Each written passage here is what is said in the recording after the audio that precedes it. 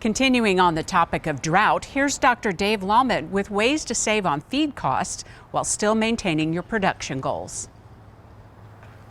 Feed costs are high this year, but there's still opportunity to grow calves, weaned calves at home, if you have the intention of retaining those calves for 45, 60 days or something like that. But with commodity prices the way they are, even though they're expensive, there is still an opportunity to put a ration together and grow calves at a modest cost. For example, now this wouldn't work for everyone necessarily, because you just about have to be able to handle a semi-load of, whether it be, in this case we're going to talk about a ration that's rolled corn, so a load of corn, distiller's grains, and then some just kind of moderate quality hay.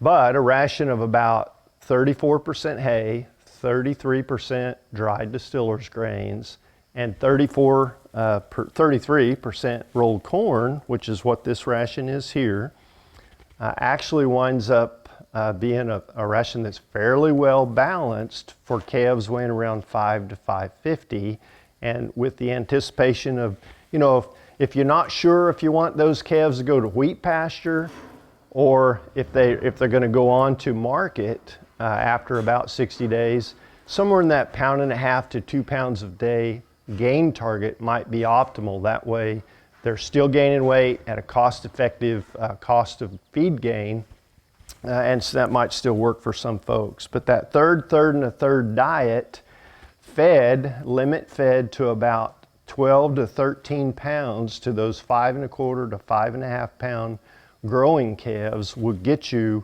real close to around 2 pounds of weight gain per head per day.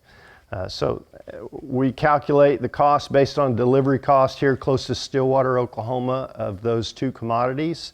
And then I think we priced the hay in that ration at $125 a ton. The cost of gain was 88 cents a pound.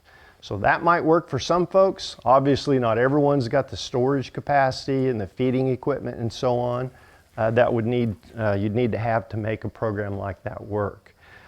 The other option that would be available to some people would be to put the hay in a dry lot pen, have adequate hay feeder space for the set of calves, open the gate and let the calves in there to consume hay for about an hour, push the calves out, shut the gate, and then feed the concentrate portion of that ration somewhere out in the pasture in a lined up feed bunks or something like that. So if you don't have the opportunity to blend hay in the ration, that'd be one way to get that done and still drastically limit the utilization rate of the hay and get those calves to gain efficiently.